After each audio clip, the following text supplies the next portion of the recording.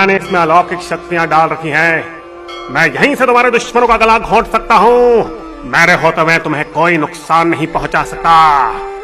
ओम काली काली महाकाली काली चमुंडा नमः। मैं अपनी मायावी शक्ति से तुम्हारी सारी समस्याओं का समाधान करूंगा। बस 2000 रुपए में। ये कोई जादू वादू नहीं है दोस्तों, ये कोई भी कर सकता है।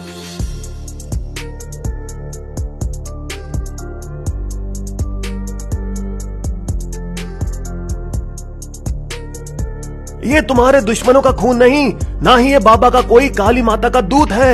ये तो रसायन विज्ञान का प्रयोग है मात्र।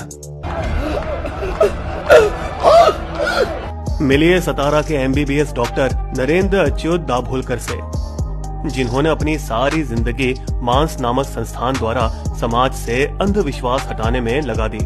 मांस के स्वयंसेवक हर साल हजारों विद्यार्थी और शिक्षकों को वैज्ञानिक दृष्टिकोण अपनाने के फायदे समझाते हैं। सर, ईमान और अंधविश्वास में क्या फर्क है? ईमान को जब सवाल नहीं किया जा सकता तो वो अंधविश्वास बन जाता है। उन्होंने पुणे में बैनर लगाकर सभी बाबा, साधु, बुआ जो खुद को भगवान मानते हैं उन्हें खुलेआम ललकारा।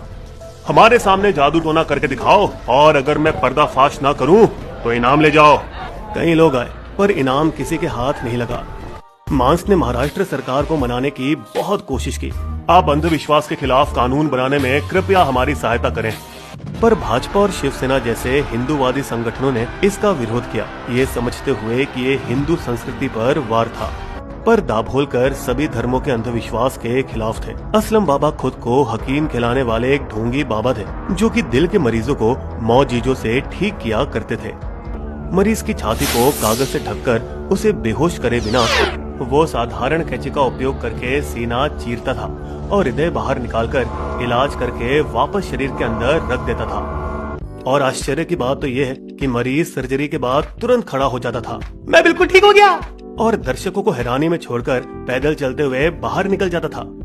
लेकिन ये कोई चमत्कार नहीं था, बस हाथों की सफाई थी महज। कागज के ढेर के नीचे नकली हृदय छिपाते हुए वे पकड़े गए और फिर खूब पिटाई खाने के बाद वे गिरफ्तार किए गए। कुछ समय बाद कई महिलाओं ने उनके खिलाफ यौन शोषण की शिकायतें भी दर्ज की। अभी 2019 भोपाल में सूखे को दूर करने के लिए 2 मेंढकों की शादी करवाई गई। देखना वरुण भगवान जरूर प्रसन्न होंगे। भगवान शायद कुछ ज्यादा ही प्रसन्न हो गए और मध्य प्रदेश में बाढ़ आ गई।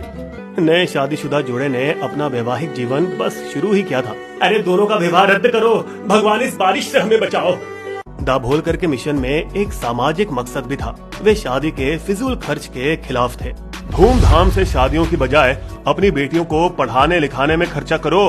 दाभोलकर जो बोलते थे वही करते थे। उन्होंने जब खुद के बच्चों की शादी करवाई, हम किसी पंडित के पास नहीं जाएंगे, ना ही कोई धूम धमाका होगा। अंधविश्वास और रीति रिवाजों की आलोचना, धर्म के खिलाफ आंदोलन लगने लगे। कई रूढ़िवादी परंपराएं पुराने जमाने से प्रचलित हुई हैं और समय के अंतराल में आज वो धर्म से जुड़ गई हैं और लोग दाभोलकर से इसी वजह से डरते थे।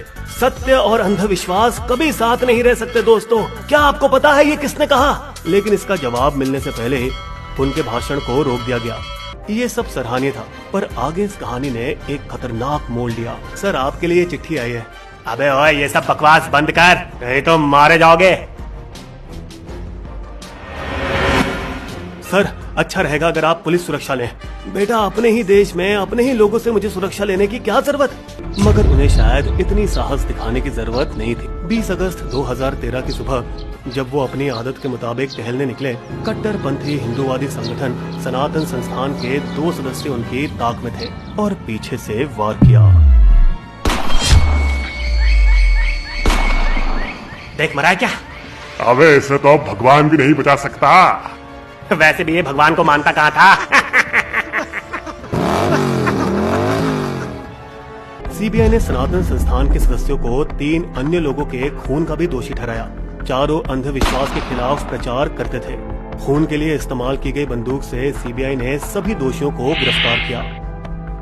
दाभोलकर अक्सर बोला करते थे, अगर कल मुझे कुछ हो गया तो ये हमारे मकसद के लिए अच्छा होगा। उनकी बात बिल्कुल सही निकली। दाभोलकर की हत्या के कुछ ही समय बाद महाराष्ट्र सरकार ने अंधविश्वास विरोधी कानून बनाया। मास की शाखाओं की संख्या 170 से 325 हो गई।